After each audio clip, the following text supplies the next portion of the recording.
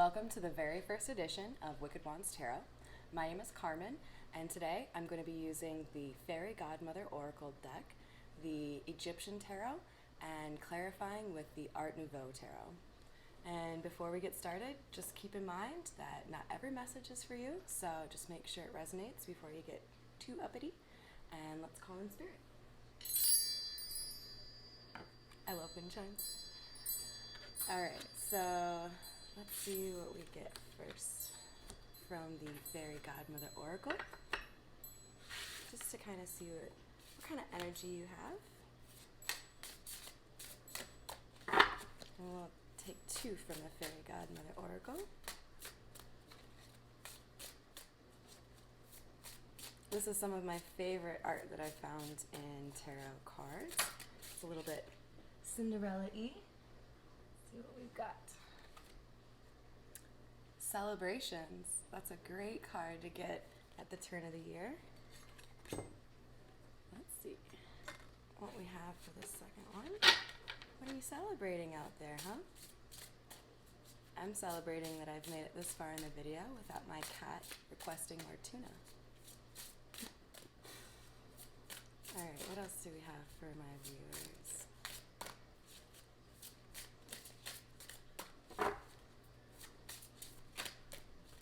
One more card. What goes along with celebrations?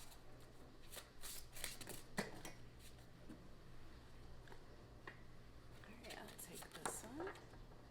We've got shame, so I guess make some good decisions at that celebration. Alright, let's get some clarity with the tarot decks now.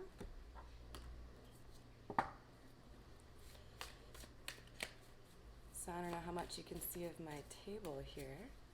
One of my favorite things is the Egyptian 100 pounds towards the back. Hopefully it'll give us all a little bit of luck as far as money goes.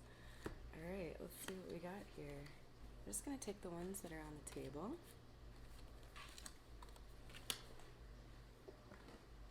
Alright, so we've got the King of Chalices. King of Chalices is generally a male, could be a female, embodying the masculine energy, who is full of emotion. We also have the Sun. This is widely reputed as the happiest card in the 78 card deck, and generally means that you're on the right path. And then we've got Strength. Strength obviously will allude to an ability to get through some of the difficulties you might encounter in that shameful celebration. And we've got the Seven of Swords. Seven of Swords is actually one of my least favorite cards, so we'll want to see what that's talking about. Seven of Swords in the old tarot, like the Rider-Waite, is depicted by a pretty sneaky fellow who's dropped a couple of swords but still managed to carry 5 of them. And I always imagine those 2 remaining swords as being evidence that people often leave behind them. So let's see what these actually mean for you. So we already had another card of celebration come out. This is the Art Nouveau, and this is the 3 of Cups. And you can see we've got 3 ladies that are relatively happy, dancing around and cheersing. Let's see what else we get from Art Nouveau. What else do you want to clarify for us here, Spirit? We've got the 9 of Swords. As you can tell from the imagery there, that generally is talking about somebody who can't sleep at night and is having a lot of perhaps negative thoughts or difficulty moving past an issue in their life. And then we've got the Page of Swords. A lot of swords in this reading, which could denote somebody of the air groupings in the zodiac. And the Page of Swords is quite often somebody who's spying, or it could also be somebody who's coming in with some truth, as the swords often denote clarity and honesty. And something of note The spy appears to be looking at whomever is a little bit frustrated and having sleepless nights. Let's get one more card here. Death. Also could mean that we're working or dealing with a Scorpio. I love the art on this card.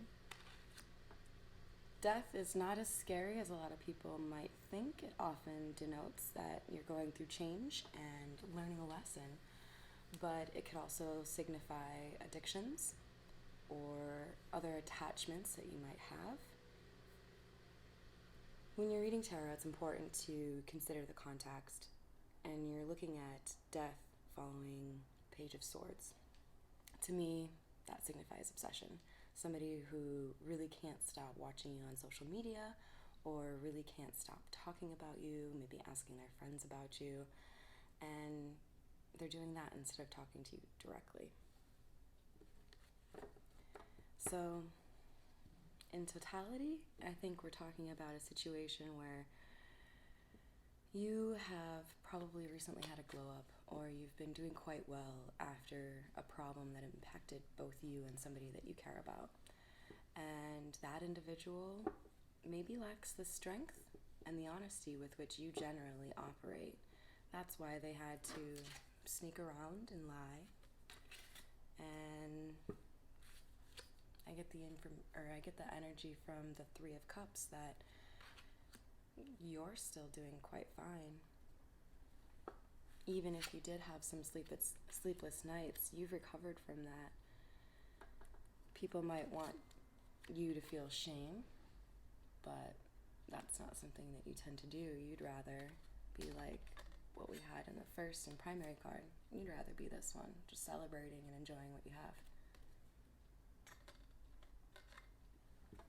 So, that being said, I do want to see a little bit more about what the Seven of Swords actually represented and what this individual who's watching you is trying to figure out. So we'll have that available for you in the extended. The link will be below in the description box. Thanks for watching.